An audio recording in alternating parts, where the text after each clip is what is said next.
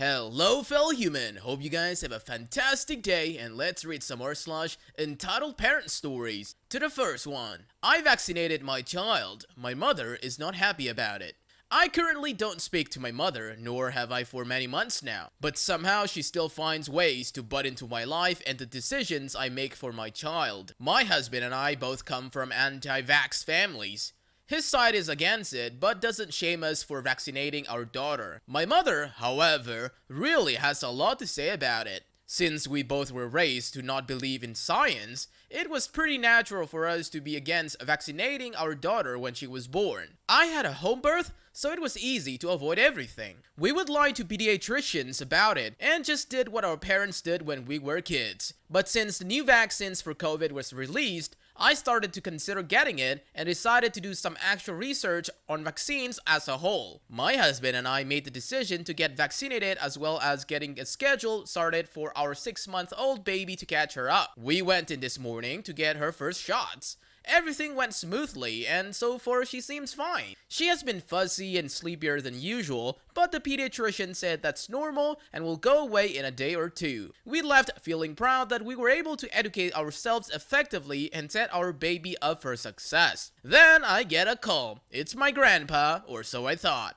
I answer and the first thing I hear is, "When you wake up and she isn't breathing, you will be sorry. I cannot believe you did this to my little girl." I hang up immediately and start to panic. I eventually tracked it back to a family member that is a doctor. I was asking her questions about vaccines and I told her we were going in today. I guess she told my grandpa how excited she was for us, and then he told my mom, and then boom! End of the world! My mother-in-law found out later and seemed supportive given her opinions about vaccines. She told us, well, it's your decisions, and I trust that whatever you do is what is best for her. So I'm glad we have her to help reassure us a bit. But now I've been getting texts and calls from my mom through my grandpa's phone, absolutely freaking out, saying that she hopes something happens to her so I will see the consequences of my actions.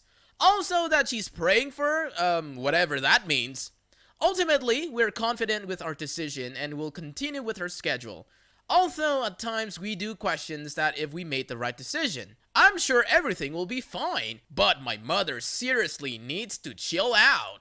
What a horrible person to hope something happens to your child to try and just prove her narrative. That is absolutely despicable. On to the second story. My entitled sister wants me to house my niece for free during university. My niece had to move back in with her mother after the lockdown started. She lost her job and all her classes were online. Her lease was month to month, so she didn't have to worry about breaking her lease.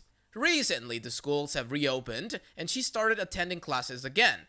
Problem is, her apartment, which was walking distance from her university, is now rented. Parking in the area sucks, and it's an 1 hour one way from her mother's house on public transit.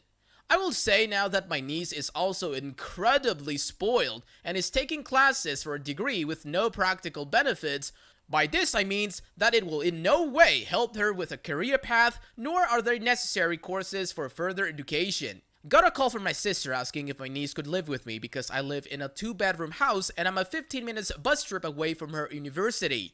I said no for several reasons. First, I work nights and need to sleep during the day. My niece is a very loud young woman and doesn't understand the concept of an indoor voice.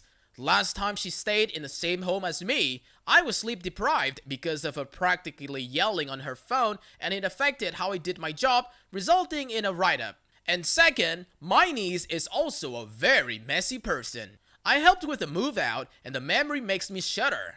Some of the unwashed dishes in the sink were tossed because they were beyond cleaning.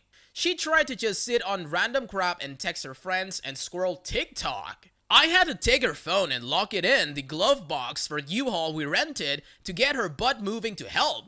My sister still calls me a tramp for doing this. Third, while I may have 2-bedroom home, the second room is my office/work room. I've been in the process of making wire-wrapped necklaces to sell online for extra income, and I need the area as a workspace. It's also my library, for lack of better word. I keep my collection on novels on bookshelves in there and a comfy old recliner for reading in.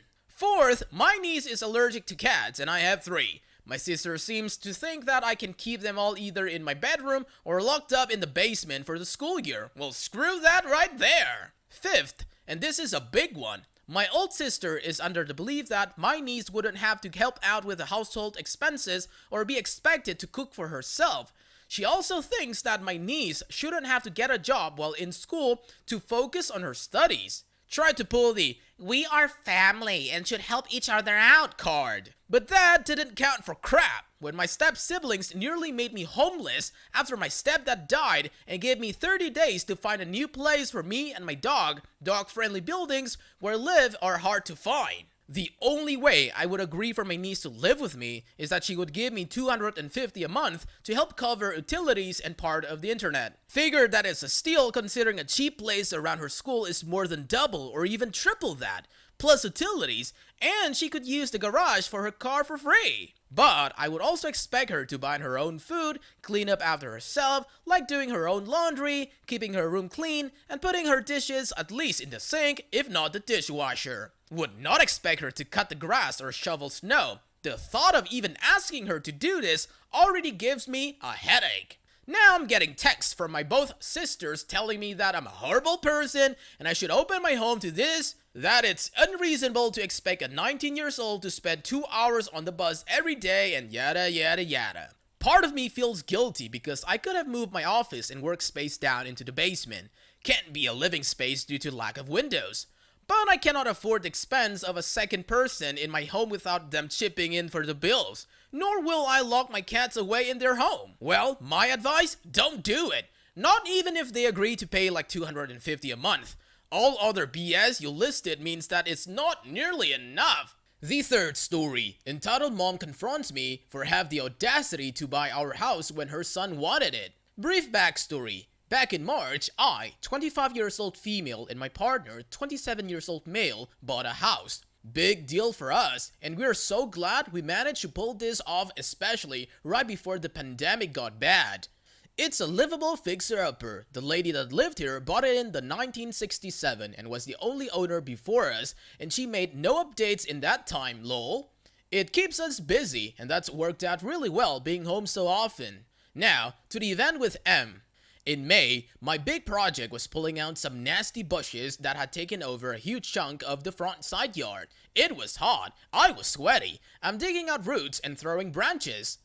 As I'm right up front, making a pretty drastic change to the yard, people notice. Most neighbors stop by, say a quick hello from the car, and drive away, but not M. M pulls up a shiny black Suburban from the opposite side of the road, parks the wrong way, and rolls down her window.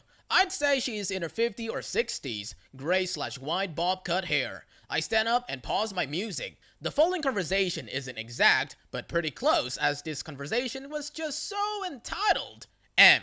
Hey, did you buy this house? Me. Yup, just moved in last month. M. Did you know the family? Me. That sold it? Well, not really. We just got lucky they chose us, I guess. Haha. Trying to be nice, but kind of off-put. She's asked none of the typical neighbors questions. We made a great offer. M. Yeah, my son really wanted this house. He grew up in this neighborhood, you know. Me. Oh, darn. Yeah. Houses move fast right now. M. He spent his whole life in this era. He really deserved to stay in the neighborhood, you know. Me. Yeah, that's too bad. Major WTF feelings now. M. How much do you offer? Me. Not about to tell her details. Well, over asking price, we were proactive. M. Well, my son really wanted that house.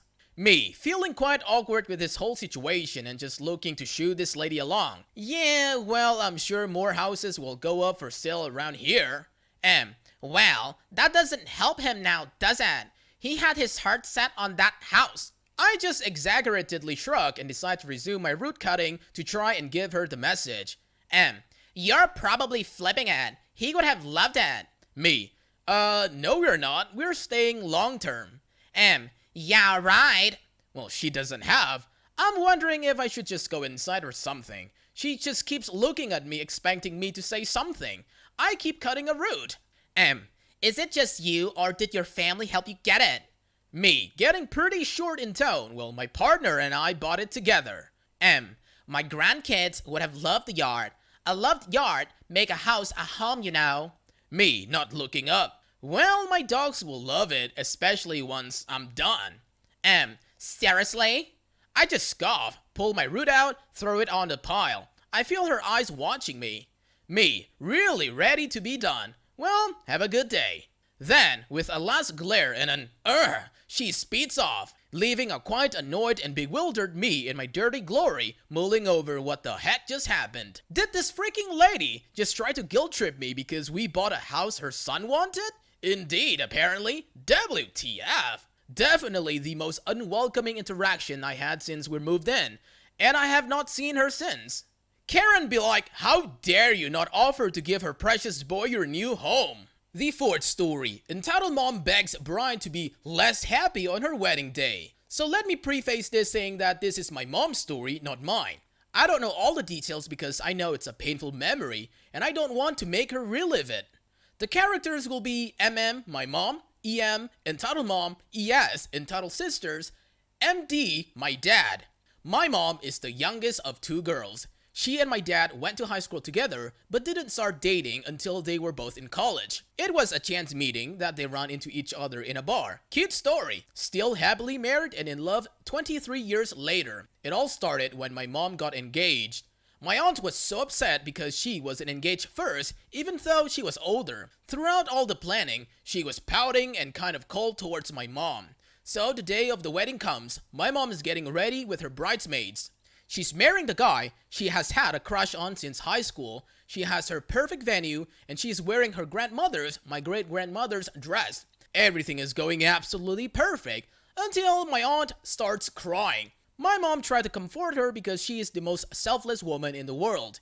Even though she was getting married in mere hours, she was focused on her sister. A little while later, after my aunt ran off, my grandmother pulled my mom aside. Like I said, I don't know every detail, but the conversation went something like this. Hey, you're really making ES upset.